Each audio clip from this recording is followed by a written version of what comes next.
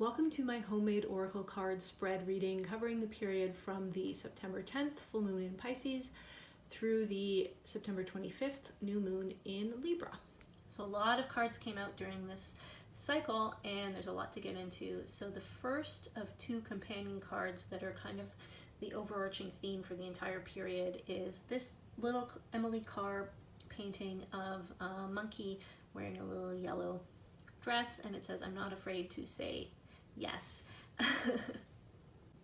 So we've got this nod to our inner child, where the inner child is at, in a really positive headspace, looking out at the world with a lot of curiosity and openness. We've got that openness to opportunities that can come our way, and being, brave and not turning those opportunities away when they come to us. This is also a very integrated little figure. We've got the blue and also the solar yellow representing the masculine energy of doing. Then we also have this very feminine dress representing that energy of just being and receiving. So really a balanced figure. And then of course there's the interpretation with monkeys of our monkey mind. So in this case, people say the monkey mind can kind of get in the way of our consciousness and get in the way of us kind of following the flow of our consciousness. But in this case,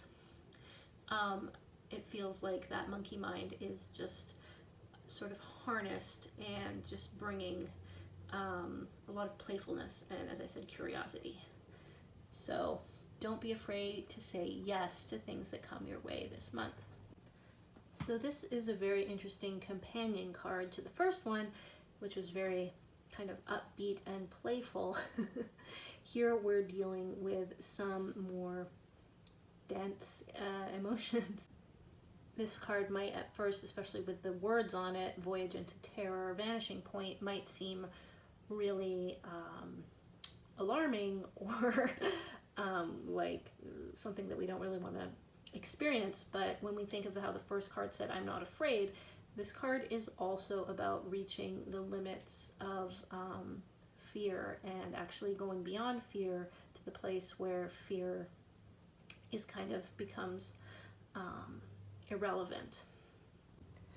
So we've got, again, a very beautiful painting by Emily Carr of a forest and a tree in the foreground. And if you're not familiar with Emily Carr, she was a Canadian painter at the end of the 19th century and into the early 20th century, and she lived on the West Coast and did a lot of very beautiful, very well-known and celebrated paintings of natural landscapes there, and including a lot of paintings of forests and trees. And she was known for actually being quite an eccentric person. Aside from being a woman artist in a period where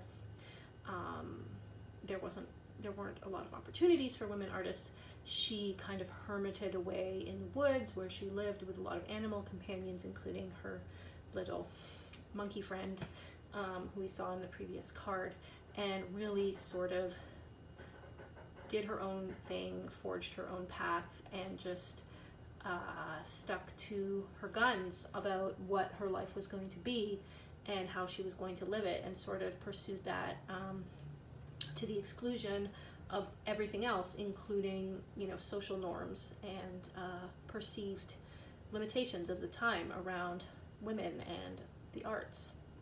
So this card is very much embodying that sort of spirit. We've got this very rooted, grounded, very imposing and centered and really like powerful tree figure. So you might find yourself playing that role during this cycle, while other people around you are maybe in the collective or in your personal life are facing very great fears, and you're kind of just this tree calming tree presence in their life. You might also be facing some of your own fears again. For many of us at this point facing fears, we've done a lot of work, and so they're not quite as potent as they once were, and it is easier to move through them and see the illusion of them. But no matter where you're at on your journey with fears, or what depths you're going to into facing fears during this cycle, there's just a lot of supportive earth energy, being around trees, being near trees, touching trees in the forest, calling upon trees for their support can be very, very useful. Taking time to be in solitude around trees, perhaps taking a page from Emily Carr's book and becoming a hermit, might also be on the cards. It really depends if you're going to play a more direct strength role for those in the collective or those around you while they move through terror. If you're not the one who's directly moving into or confronting fears, or you might be holding your own frequency and just taking time by yourself and really stepping away from that energy of fear. I had to stop the recording because I got an alert on my phone about an active shooter, so I guess I will just address that as a real nudge to say that there may be things happening at the collective level that provoke a lot of fear. So really following your inner guidance, and if it's time for you to step away from the fear, just withdraw into yourself, into that hermit mode, and really stay in a completely different frequency. Know that is that's not abandoning the collective, it's not abandoning your loved ones, it is turning your attention towards other energies, which is very, very helpful and may allow you to even on a more permanent basis move into a phase of your life where you are aligning yourself with less dense realities, less frightening realities, and anchoring yourself more deeply into realities, both personal and collective, that are a lot less high contrast and a lot more gentle. So don't be afraid, no pun intended, to step away from those energies if that's what's calling to you. If you feel like a big powerful tree who can just exude calmness and strength for others, by all means go ahead and do that. That's also going to be very beneficial. And of course, if you are the one navigating your fears, you're moving towards this vanishing point where they're going to dissolve. This card is here to really comfort you and guide you and ensconce you in that tree energy and say, don't worry. If you're going through and facing some of your deepest fears, you are going to dissolve them and you will hit that vanishing point. It's interesting because the vanishing point is something where the human eye stops being able, or human eye or a camera or anything that perceives stops being able to see and distinguish different lines from each other. So this isn't something that you can necessarily see before you go into it and experience it. It's really a journey of trust and of surrender and faith. So a lot of comforting West Coast tree energy coming at us right now, even as there are some wildfires in BC happening right now. I feel this card is very much the trees speaking to us and letting us know that it's okay, it's going to be okay. Even in these times of chaos and upheaval and collective fear, it's really going to be okay. Trees have that amazing perspective of collective connection and endurance and longevity. So we have this first card for our Pisces full moon with, again, some very dramatic words that came forward. We've got this full moon for the branches. It's nighttime. It's got this spooky feel. It's kind of interesting to me because the colors are very sort of winter icy. And we're just right now still in this period of very, late summer, early fall, very warm. But it's almost like very much pointing to on the one glove where it says better off dead, that we are in this winter death cycle still. A lot of things are dying off. I've been hearing and having conversations with people about what it feels like to be on a dead timeline. And so you might be feeling that as well. You might be feeling as though aspects of the timeline you're on are dying, or even the entire timeline itself. And that can feel very unnerving. So be patient with yourself and don't necessarily rush to any, sorry for my hiccups, any hasty decisions, because when timelines are dying off, we can go through periods where, or it's necessary for us to go through periods where we really feel like completely done with something, and it might feel like an overwhelming urge to be off that timeline entirely. And this is a very important energy. It's this feminine energy of destruction and chaos, and that really allows old things to dissolve away and new things to come in. But it can come over, in order for us to actually get to the point where we acknowledge that there are certain things that have to die, or that there are things that need to change or transform. We can have to swing very hard into that energy and pendulum into it in a really, really intense way. And so if you're in that moment where you're just overwhelmingly feeling, oh yeah, this is dead, I don't want to be doing this anymore, just know that you might be really just sitting in that energy to allow things to fall away and to really come to an acceptance around the death of certain things in your timeline, but don't necessarily jump to making any long-term decisions in that frame of mind. You can allow things to settle. You might give it a day or two, or sleep on it, or even a few days, and then see how things are feeling, and you'll probably have a clearer sense of which branches are dead and can be sloughed off, and which branches may still be, thriving and green, and we don't need to get rid of everything. So that's just what's coming through for this card. Yeah, in that sense, like better off dead, meaning better off leaving our dead timelines and letting them die. There's nothing to fear there.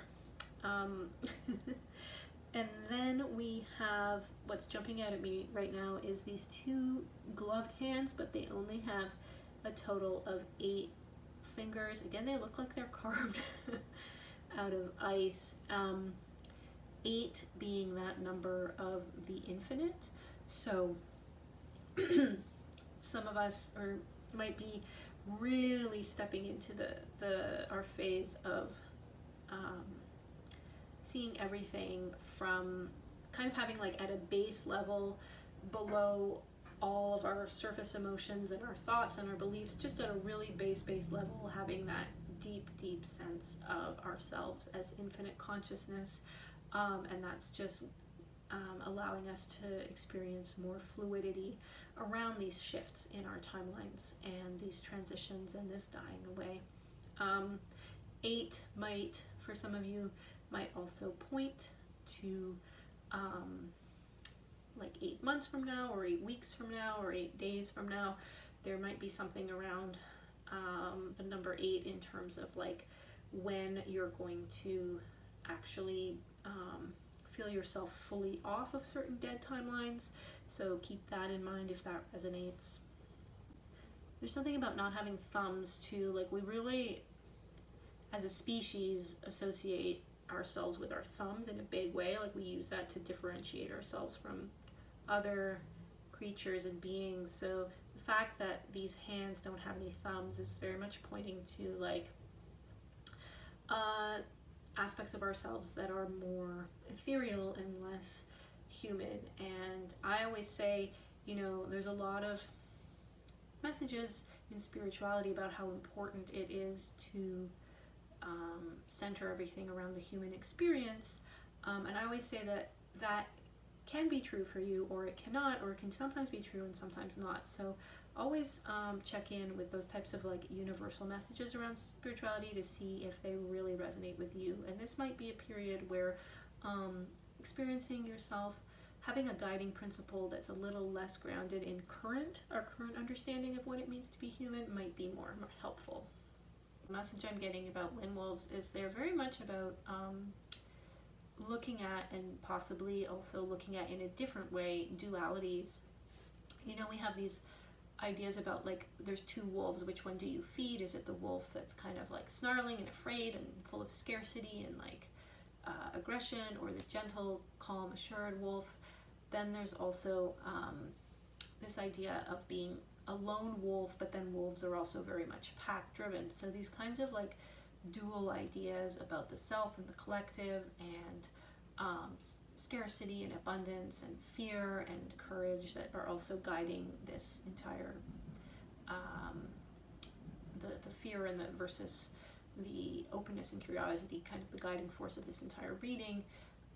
So the wind wolves are also pointing, wind being an air element, so connected to the mind, to the ways that we think about these, shifting the ways that we think about these dualities, and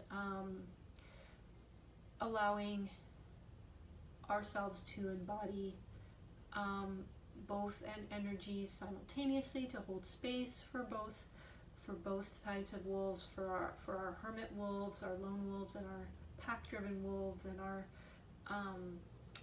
fearful wolves, and our brave wolves in our bodies, to be able to just allow them to coexist with each other. And then also getting a lot of images of just like messages on the wind, messages coming through the wind. Some people listening to this are still tapping into their abilities around weather and the wind, especially. You might have some wind powers coming to you, but also staying open to messages and downloads that come through on the topics that I was just speaking about. If you start seeing wolf sinks, or pay attention to what the surrounding imagery or messages are. When you see those wolf sinks, they're communicating things to you. And of course, wind is that beautiful fluidity and motion of air. So we might be entering a time, some of us might be entering a time where we do have a lot of more fluidity in our thinking, and we're kind of releasing some of that old rigid ways that we approach things in the mental space, and just allowing things to kind of swirl around more freely. That's great. It's really beautiful. So this is another of two cards that came out together. We're going to be seeing a lot of that, probably because we're leading up to this Libra new moon, and Libra season, which is all about like holding things in balance. But this one connects to the full moon, and I would say also just things in and around the full moon. We've got this image from one of my old Agatha Christie books, the title of which was Hickory Dickory Death, and then these other words came out, murder, blood ties. So this one feels very related to things happening at the collective for me. So the Queen's death, and what it represents. And of course, Agatha Christie's work is very tied up with that era in history, in British history, that we associate with Queen Elizabeth, and with, British colonialism, and certain aspects of old-fashioned English society that are in a big death cycle right now with Queen Elizabeth's death. Okay, so I just looked up the the meaning behind the poem that this title refers to. So it refers to the poem Hickory Dickory Dock. It's like an old English poem, and wouldn't you know, the poem was about it references this period in British history that I wasn't familiar with at all, but it was, there was a king, the first King Charles, in the 1700s was executed, and then Britain was briefly a republic, and then the monarchy was restored under the second King Charles. So there was a period where Britain wasn't a monarchy. Can't make this stuff up, folks. So yeah, this is clearly tied to Queen Elizabeth's death and King Charles ascending to the throne. Yeah, so that idea of the instability of the monarchy, the death of the monarchy, all coming into play here. Murder, blood ties is very violent, obviously, but what I immediately, when I put it with this cover, I was like, this is about severing the literal blood ties that make up the monarchy, just severing our collective connection to that way of structuring ourselves as a society, where we give away our power to these people who are born into their role through blood ties. So very much very, very, very strong message of the energy that's accompanying Queen Elizabeth's death, and potential big shakeups that could be coming down the pipeline for the monarchy in England, which I was just watching something the other day that was saying every 6 days around on the planet, every year, every 6 days, there's a country that's celebrating its independence from Britain. So the energetic ramifications for this in terms of sovereignty, independence, and sovereignty at a collective level. Yeah, sorry, and before, when I said that those events happened in the 1700s, the poem was written in the 1700s, but the execution and then the reestablishment of monarchy actually happened in the 1600s. Anyway, just to be accurate. But the poem goes, hickory dickory dock, the mouse ran up the clock struck 1, the mouse ran down, hickory dickory dock. And you will see further along in this reading that clocks are going to be a recurring theme. Our relationship to time is also changing. Again, going back to that chaotic, fluid, feminine energy that's really coming online right now, in a big way onto the earth at the collective level. It shakes things up. It shakes up our relationship to linear time, and we might see, I'm hearing history repeating itself. That's interesting. And we also might just see shifts in our understanding of history, where suddenly more of those like Mandela effect type things, where you're like, I thought this was what happened in history, and now suddenly a huge percentage of the population is like, no, it's always been like this. That kind of stuff, where we're actually existing on different timelines from each other. Again, this period might be very uncomfortable for people to experience, as these kind of collective shakeups are. If we do see things playing out at the collective level with regards to the monarchy, that can be, there can be a lot of I'm hearing like, I don't know, I'm hearing it in French, but they were saying tremblement de terre, which is like earthquake style energy. So really kind of like destabilizing, shaking everything up at the core, everything kind of like being loose and chaotic for a while as it all shakes out, and then we're going to see what changes take place. But I did want to say the color is drawing me in. This is a really strong orange. I don't know if it's coming through as much on the camera, but it's a very vibrant sacral orange. And so that to me speaks of the pleasure that we can take both in this death process if we allow ourselves to kind of take that more neutral perspective on things, and sort of Understand that transformation can come with destruction and suffering, but it can lead to something that's really much more fun and joyful and peaceful in the long run. And so it's okay to take pleasure in the destruction, and then also having compassion for the parts of ourselves, especially those of us who have incarnated many, many times on earth, speaking for myself here, have many, many human lifetimes, the parts of ourselves that are, grieving for the loss of the old ways, even if we know that those old ways can cause a lot of pain and suffering, and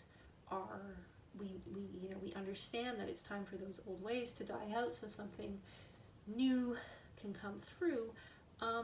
There's still a lot of pleasure and enjoyment that was had in that form of human experience that was steeped in duality and just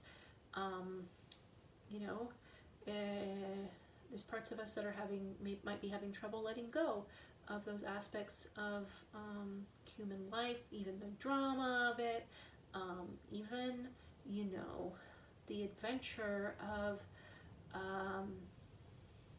living through times of great social upheaval, which we're still doing, and we're not losing that pleasure right away, but just to have kindness and compassion and acceptance as much as possible for those parts of ourselves, and those parts of ourselves, that are just kind of trying to still hold on to that past and to that high contrast experience of life and to those old human ways of relating and existing and those old human stories. We had a lot of fun with them. It's okay. Having compassion for those parts of ourselves, and as much as possible, when those parts of ourselves are mirrored out in other people and we're seeing other people having trouble letting go, having compassion for them as well. So this is the companion card to the Hickory Dickory Death. We've got another Agatha Christie cover here. So we've got an obvious connection with Heritage of Hate to the legacy of British imperialism and colonialism that is very much at the forefront of our minds right now. So I'm just basically feeling like a lot of stuff as we're in this death cycle is just going to be coming up in these ways that might feel very sort of surreal sometimes, just coming up to the surface to be exposed. We might see some more things related to organized religion as well coming to the surface at the collective level, and more discussions around that. I mean, I know specifically I'm from Canada, and the Crown's connection to the residential schools, which were also very much influenced by the church. This has been an ongoing discussion for many years now in Canada, public discussion, and we're still very much in a process of reckoning. Then we've got this member of the clergy who doesn't have a head. There's also things about losing the figurehead that, again, for me connects to the Queen. That image of the back almost looks like Queen Elizabeth with her little hat and her little purse and her coat, and she's almost like venturing into, you think of her spirit venturing into the darkness to sort of reckon with her soul path, and that's a really interesting thing to think about as well. And any parts of you that might be being mirrored by her, that are reckoning with their ancestral history, or parts of their existence in this lifetime, ways that we've upheld systems that control others, ways that we've chosen conformity and tradition and rules and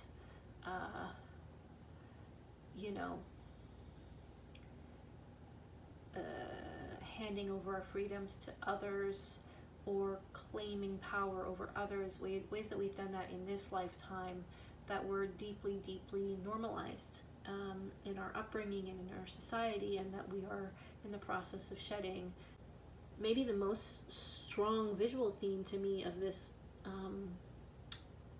image is, we've got this former incredibly powerful figurehead character who's in the background as a shadow of herself, now going off into the nether realms. And then we've got this member of the clergy who has no head. Like, their power is gone. The power is just not there. They're becoming less and less substantial. We can see through them. They're shadows of themselves. Their grip over us collectively and individually is just really loosening. So you may also be feeling into that freedom.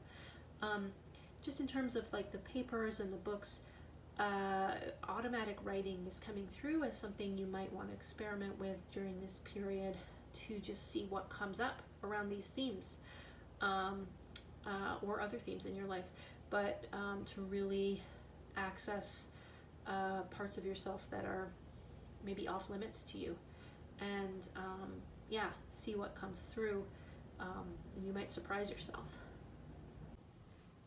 So this card, we're still continuing on with that feeling of being in the darkness and in this death cycle, and of course clocks coming back again. So those after hours, now we're really got this, it's like 3 a.m., right? So really in the early hours of the morning when everything's still dark.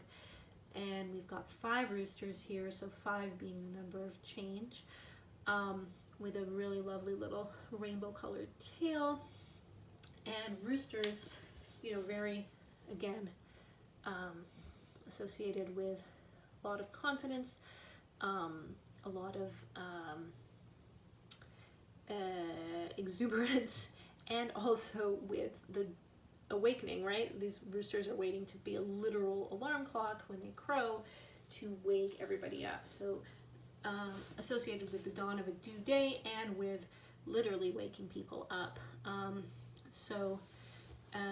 The term conductor here is very interesting, because we can interpret it as like the conductor of an orchestra of roosters that are going to wake the hell up out of people. And that could just be an energy that's circling us, or that could be something that's just you might find yourself participating in more, that you might be part of a large orchestra of beings who are going to help people wake up. This is feeling very much like we might be on the verge of a very big collective awakening again. So maybe you're going to be one of those voices in the dark that reaches somebody who needs to hear it. You might be conducting that symphony of wake-up calls. Might be very much in your power. Conductor for me is also about conducting energy, like being a channel and a vessel. So always remembering when we are communicating things that can wake people up, that we are just a vessel for that frequency to reach them. And we are not above them in any way. We don't hold anything in ourselves that they don't hold in their selves. We are simply opening ourselves up as channels to emit that beacon of light, or that frequency that's going to reach whoever it needs to reach, just as others have done for us. So the Venus card is really about getting ready. This period is the pre-period. We're getting ready to be part of that chorus of awakeners. And so we've got a couple of hours left before dawn, which maybe 2 to 3 more full lunar cycles is what it's feeling like to me. Before oh, that's interesting. I'm hearing it. Well, it's winter, so the sun rises a bit later. So it might be more like 4 more lunar cycles before it's time to get to crowing. Also, if you are the year of the rooster like I am, this might also have some personal, special significance to you. But so that takes us into what, like January? Interesting. So yeah, just getting ourselves ready during this after dark period, after hours period, to get to crowing. This card is absolutely hilarious to me. I did not expect these words to come out to match with it. But the word whore is not a dirty word to me at all. 100% fan of sex workers and sex work, and I think sex work holds so much potential for transformation and healing and creativity and just enjoyment and pleasure and joy. And definitely I feel that our collective relationship is going to sex work is going to completely change over the next few decades. So it's very celebratory. She's a celebratory Christmas whore, wantonly feasting. But the fact that of the words and also the wantonly is very much speaking to some shadows that we may still have, or some baggage that we may still have, I should say, around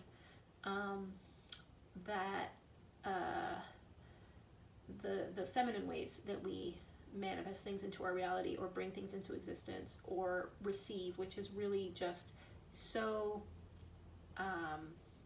not about doing, right? So our whole collective mentality around needing to do something and be productive in order to receive abundance and wealth, this archetype of the Christmas whore is shattering that and forcing us to really confront our feelings around that and let go of any baggage we have.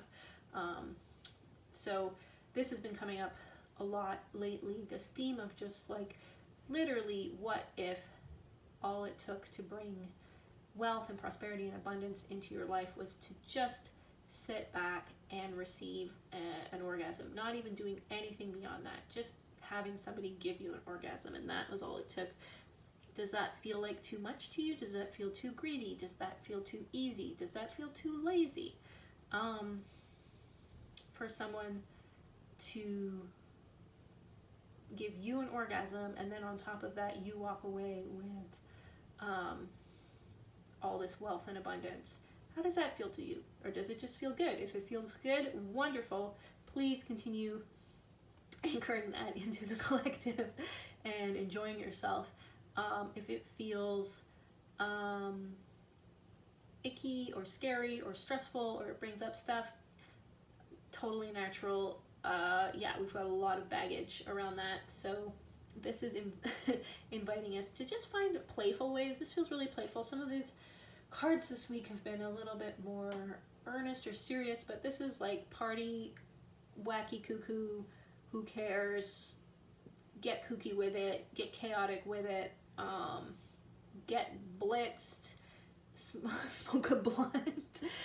I know she's not holding a blunt, but this is what it feels like. It's like that person at the Christmas party who's just like going all out and bringing so much chaos and creating the most memorable memories for everyone, and embracing that part of ourself that lives in all of us, no matter how deeply we've suppressed or repressed it.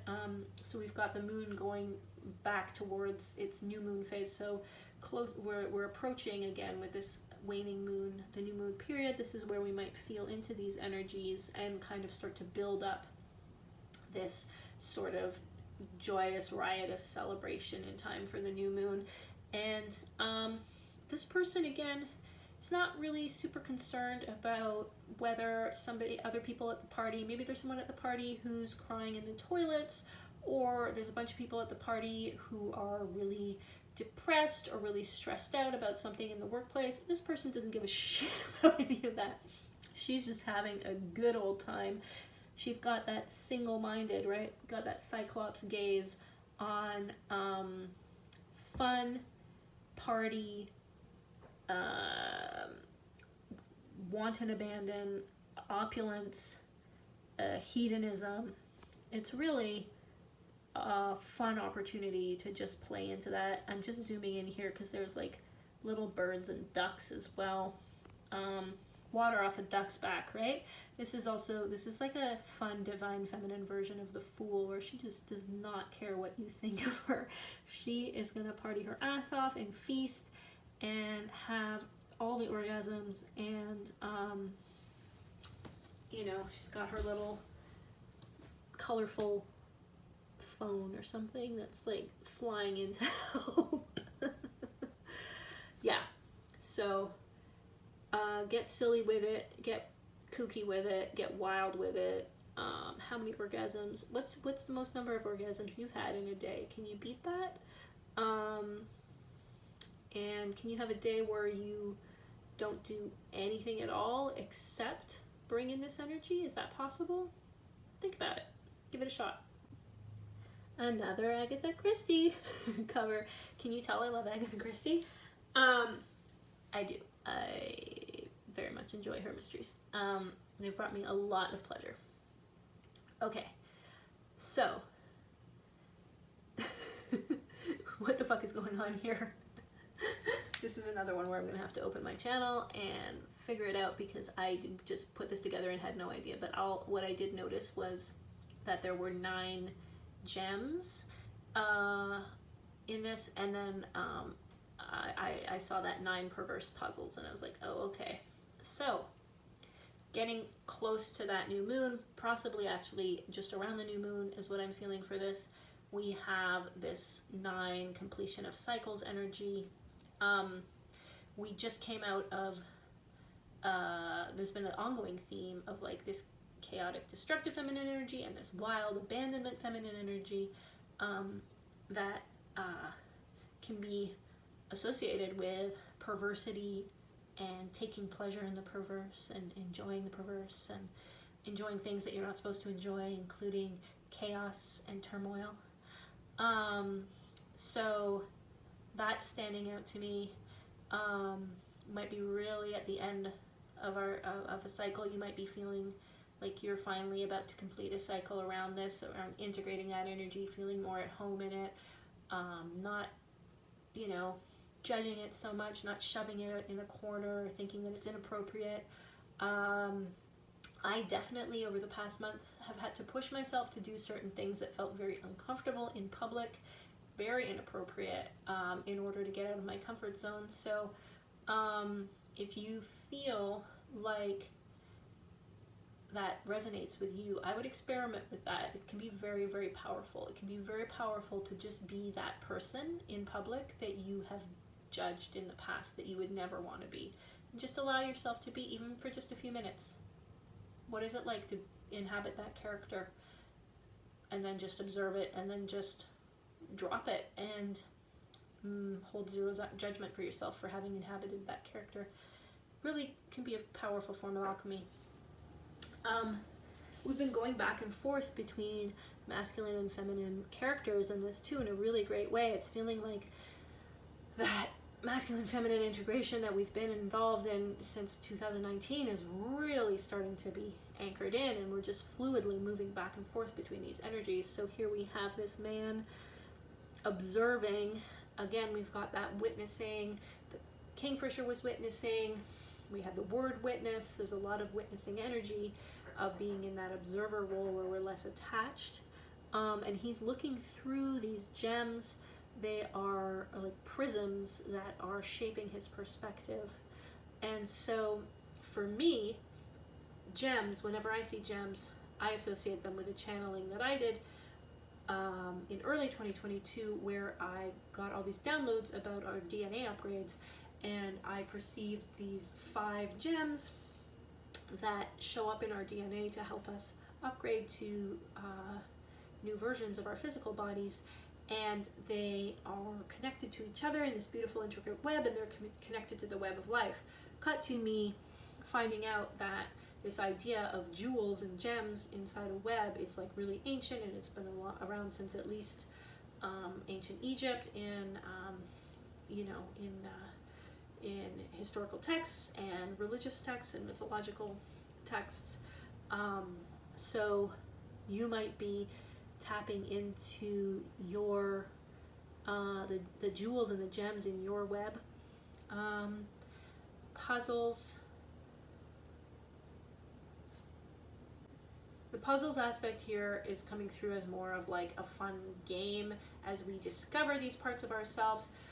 This is a time to play around with colors, with shapes, with sacred geometry, tapping into your energy field. You might want to do some visioning or journeying, meditative journeying, meditations, exploring of your own energy grid and your own sacred geometry, and what kind of shapes and colors are beneficial to your energy system. This is also work that I do in my sessions, and I am happy to do with you and support you on your journey of exploration. It's a lot of fun. It's really, it's just a really cool way to get to know ourselves and to play with, these more systematic, structured ways of blending spirituality with external reality, right? Like sacred geometry can be really joyful and really fun to get into and explore. I just love all the colors here. I know this guy looks kind of serious, but for me, this energy of the gems is kind of mocking his seriousness. I was just hearing somebody the other day talking about that too, how things in nature aren't serious. When you tap into like a tree or birds, or they don't give off like an earnest, serious energy. It's very joyful and like laughing, and these gems are very much bringing a silliness and a lightness here. They kind of look like spaceships too. This new moon is gonna be loaded with interesting downloads and upgrades and third eye activations. Yeah, just shaping his perception through this beautiful prism of sacred geometry and color and form and shape, that is helping us complete cycles. You might have encounters with other versions of yourself or guides or entities. They may show up in more tangible physical ways. This looks like a bunch of gems who are this guy's guides. They're like reaching out and talking to him as gems. Talk to your crystals. Do you know people? Do your crystals ever move around when you're not there, or like move around of their own accord? Because they can do that. So yeah, play with your crystals too. A good time to play with crystals. Again, we have the one eye, which is really interesting. Kind of like showing that single-minded, again, pursuit of things that keep your eye on the prize, right? Pursuit of things that interest you and bring you happiness and pleasure, and really refusing narratives and stories and experiences that don't. This is how we get off of these timelines. We have to start refusing them. We have to start buying into them as some kind of truth that is a greater truth than joy and lightness. There's no the truth of joy and lightness is inferior to nothing. It is all encompassing, and it's coming for us, so might as well embrace it. So some of us might be taking some mushrooms, some psychedelics to assist us in getting in touch with this silly, joyful, sacred geometry downloads, color downloads, and all these third eye openings. We might be having some fun with psychedelics. We might be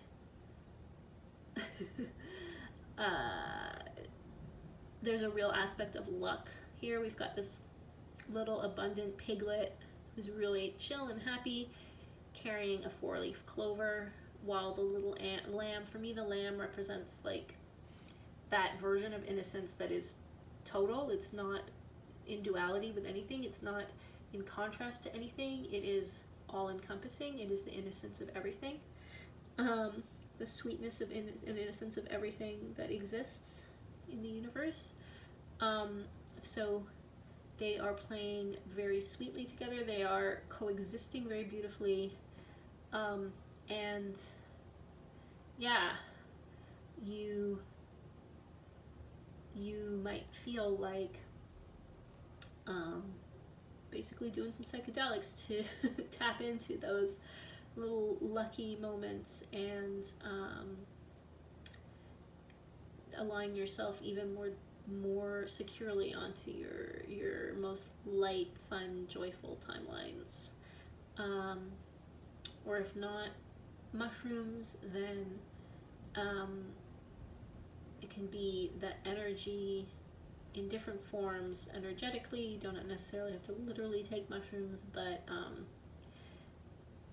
just kind of open yourself up to that kind of experience through meditation or playing with friends, being outside.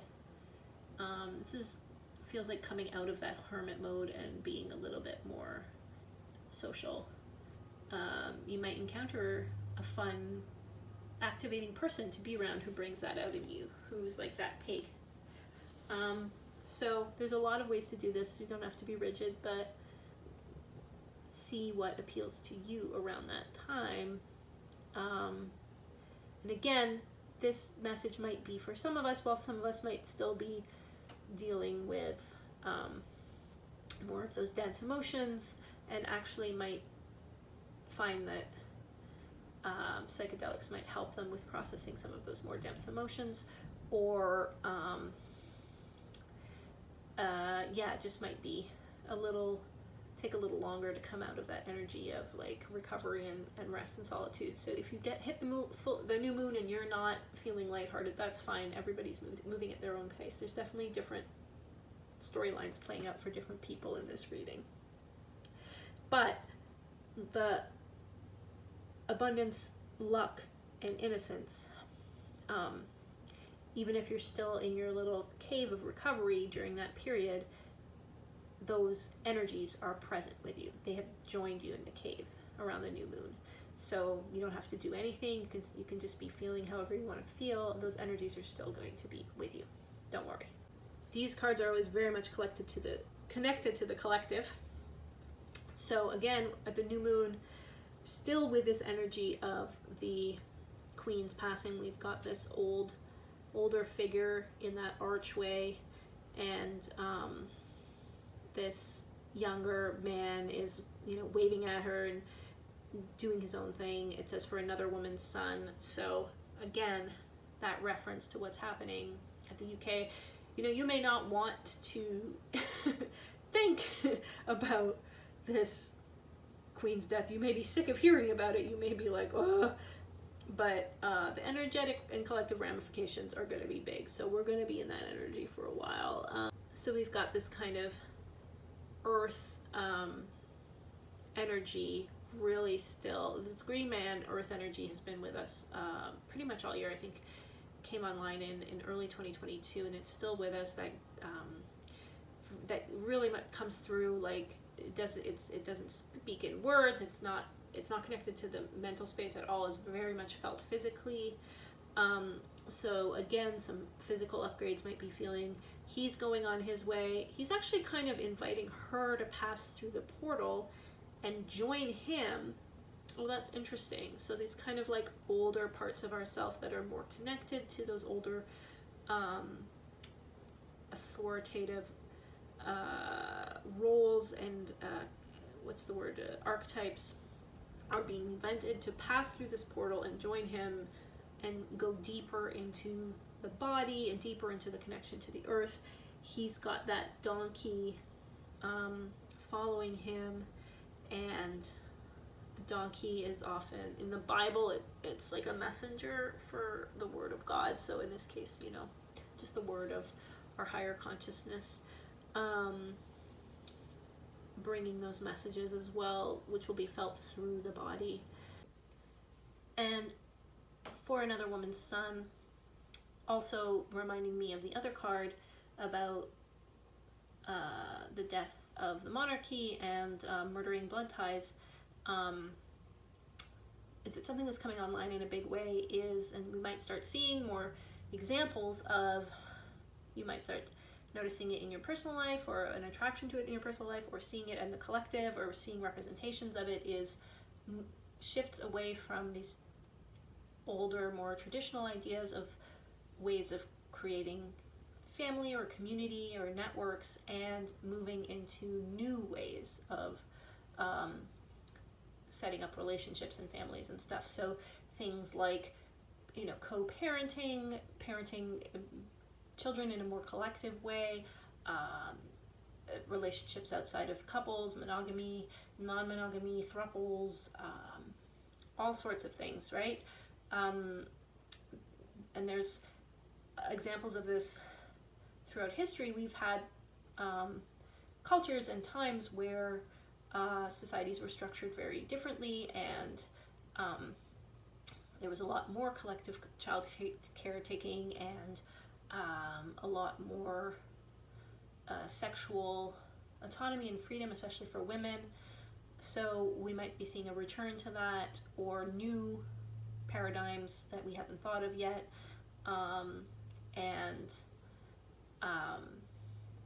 I definitely feel that that's coming. There's going to be a lot of shifts at the societal level coming through, and again in the coming decades, around how we create connections and families. And then we've got this partner card, where this green man figure again that we're following has moved away from the village, and is just, kind of staring at it from a distance. He's off on his own. There's a lot of ways to interpret this, but at the collective, we could be seeing more displacement, and more situations that will cause displacement of people in very big numbers. There's a lot of benefits to moving energies around, and to nomadic living. However, the way that we have, the paradigm that we exist in currently, is that we allow this to happen exclusively through almost exclusively through traumatic, horrifying experiences that are, involve, oppression and atrocities and things like that. And so the way that we experience the benefits of those energies and movement and circulating around the planet is accompanied by a lot of trauma and pain and baggage, and chaos and destruction.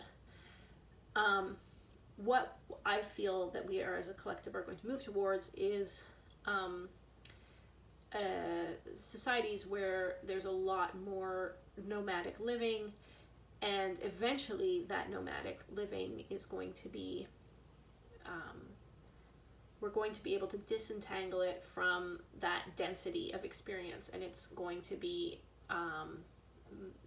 done in ways that are much more free and sovereign and joyful and empowered and serene, peaceful.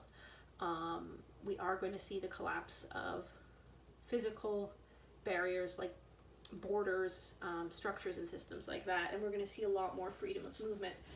But for the time being, as we shift from our current reality to that other reality, we are going to see a lot of displacement take place through these old paradigms. So it will be accompanied by a lot of suffering and density.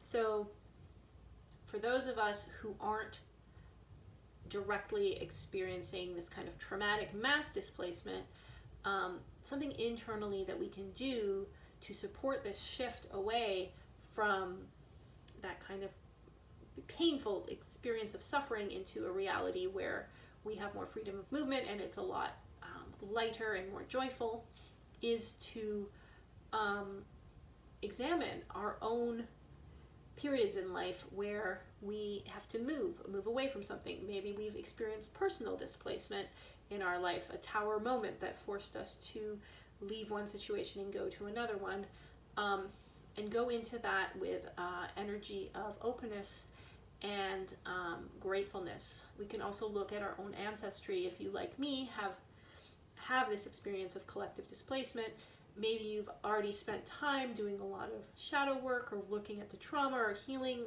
the trauma of your ancestors, and now you can shift out of that lens and move into a lens of looking at the gifts and the blessings that came from those experiences, and anchoring in a feeling of inner stability and security, kind of that observer consciousness that this green man is bringing, that sense that you're always deeply connected to the earth and the gifts of the earth and supported wherever you are. And if for some of us, moves may be on the horizon, actual physical moves may be on the horizon, there may be some shakeups associated with these moves, and so really embracing that nomadism, that my energy is moving from one place to another place. How exciting is that? Everything that we can do internally to bring lightness and joy and gratitude. Again, when I speak of gratitude, it's completely removed from any kind of sense of obligation to be grateful, or any kind of like shoulding of ourselves, or pressure on ourselves to feel grateful. For me, gratitude, the core of it that's so important is it's just the feeling of safety around receiving. We feel safe when we are receiving an experience that the universe or our higher consciousness has sent ourselves. Just feeling relaxed and safe as we receive experiences is just so transformative. And so if we can bring a lighter, more joyful energy to our own experiences of movement and nomadism, and even personal displacement or ancestral displacement, we can then watch that eventually ripple out into the collective, and it will help us anchor ourselves into that that collective timeline. And so this can also be looked at, this card, as moving away from a situation or a timeline that's no longer working, getting some objective distance from it. This could be more of a temporary move away, where you're just taking a break from something for a while before going inwards, seeing how you feel about it, and maybe coming back to it with fresh eyes and fresh perspective. But whether it's a temporary or a more permanent moving away from a situation, you can see that you have the donkey. This guy has the donkey with him that's just like carrying everything he needs. He's just really well set up. So knowing that you have that abundance that's always with you, and you have the things you need, and you're going to have the things you need wherever you end up, and for however long you end up there. And just looking at that wall that's between the man and the situation or the place in question that he's moved away from can speak to like really solid boundaries that are in place between you and whatever you are going to be moving away from during this time. And final note on the collective aspect, we've got this person way in the distance from a White House, so there might be some mirroring that's happening with whatever's going on with the institutional powers and the monarchies and the transformations there in England, with some of that centralized power that exists in the U.S. government, and kind of like taking a more objective view of it, moving away from relating to it in the same way, moving away from depending on it or putting our power into it to make decisions for us. We may see around the new moon some further withdrawing from old relationships and attachments to that government power. So this card has come out before, and it was the Star card before, and it still carries that energy. So the way that I saw it when it was the Star card was kind of like when you get the star in Mario back in the day, and you would be like invincible for a while. You would just have that like short period where you could just do anything. So there's a bit of that energy to this card as well. But what also came through previously for the Star card, and is still very much in this version where it says you've got a reputation, is it's kind of like the Star card mixed with the Fool. So the Fool energy is coming forward more here, where this cute little chicken is doing its thing, and it's not afraid to, stand up on that branch and kind of take up space and be like, look at me, look what I'm doing something incredible here. And then the other chickens, there's that kind of like processing of a little bit of shadow energies about what it means to like put yourself out there and be the fool in public and say, express your opinion and your truth and your whatever you need to express and put out there, and trust that it's going to find its audience. So we have these like other little chicks who are kind of like, oh my goodness, like what are you doing, kind of like making fun of the chicken or feeling like any type of way about what the chicken is doing and how the chicken is expressing itself. And so it's really about being willing to take that leap of faith and put yourself out there and put your message out there and put your, maybe it's your creative output or something that you need to share with the world and want to share with the world, and facing some of that internal baggage around how you're going to be perceived. Are you going to make a fool of yourself? Are you going to be ridiculed? Are you going to be mocked? And being willing to do it anyway. Reputation, right? Like being willing to put your reputation on the line, and from a place of knowing that this is all a game that we're making up in our heads, and it's all so silly, and none of the stakes are as high as we think they are, and we're just really here to explore and experiment and play and have fun. And so the idea of having a reputation to uphold is just kind of silly, and not something to get hung up on or let ourselves get hung up on. And trusting that when we do these things, when we break down those barriers, when we put ourselves out there, when we say, I don't care what anybody thinks, I'm going to do this even if I fall on my face, it doesn't matter. I can let people see any version of me, and it doesn't matter at all. There's no such thing as, as failure. There's just experiences and learning and fooling around. That's where we tap into our invincibility, and that's where we really can really shine and just can get into that place where like anything can happen and we can make anything happen. So there might be a little bit of like excuse me, as my throat chakra activates, because this message is for me, of just facing a little bit of those internal shadows around putting yourself out there. But do it.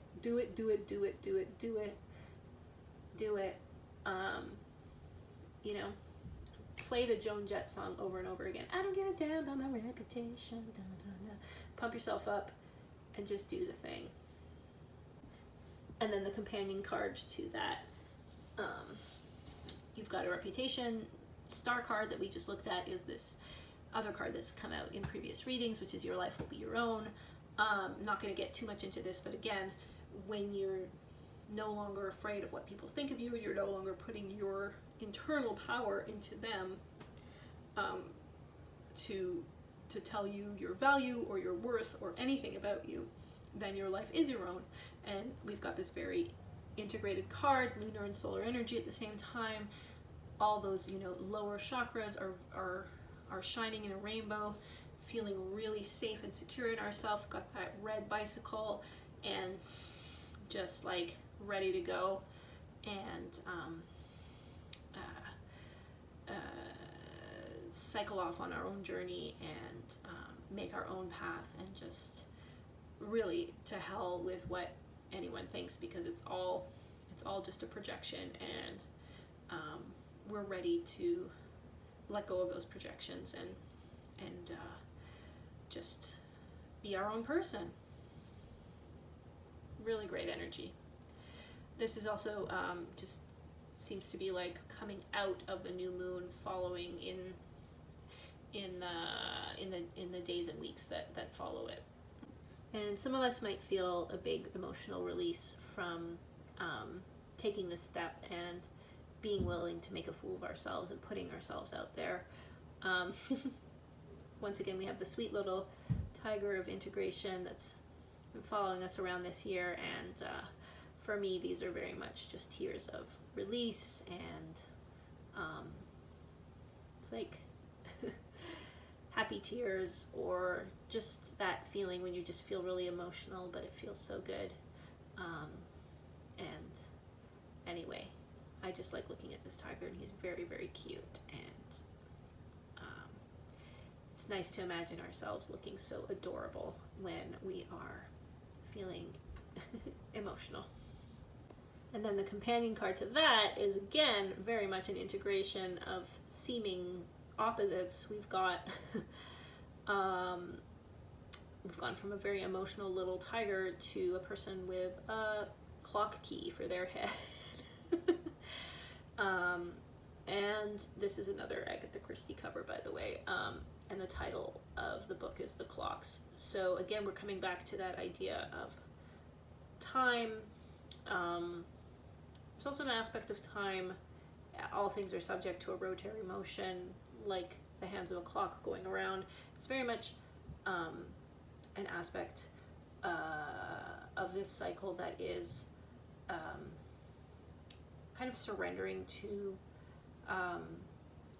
the hands of fate, the things that were set in motion by our higher selves or powers that are higher than us that we can't even comprehend, and the sweetness and relaxation and peacefulness of just surrendering to that, and knowing that for a lot of us, we have completed a big cycle, and certain things that we may have thought were never going to actually come to fruition. We were just losing hope. It's been a long time. The pandemic slowed things down to a halt. We had a lot to get through. They're finally coming to fruition. And it's just kind of as inevitable as the seconds ticking forward on a clock. So again, that paradox that's been in this, we're embodying now, where on the one hand, we are stepping into a much more fluid relationship with time. We're releasing linear time's grip on us, and on the other hand, we can just surrender to our destiny and watch things come into fruition,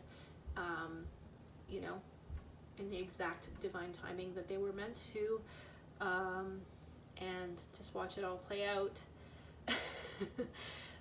But this guy is like the opposite of emotional. He's just maybe a part of ourself that is very mechanical, or even some of us have been tapping into incarnations and parts of ourselves that are already connected to AI consciousness in a very beautiful way, dissolving those boundaries between AI and organic, tapping into aspects of AI consciousness that aren't rooted in traumatic narratives and that are very positive and beautiful. So we may be bringing in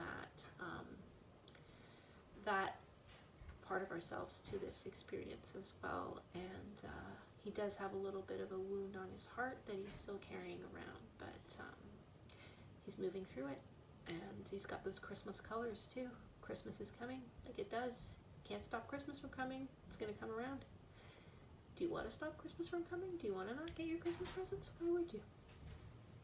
Why not just watch those seconds count down and enjoy?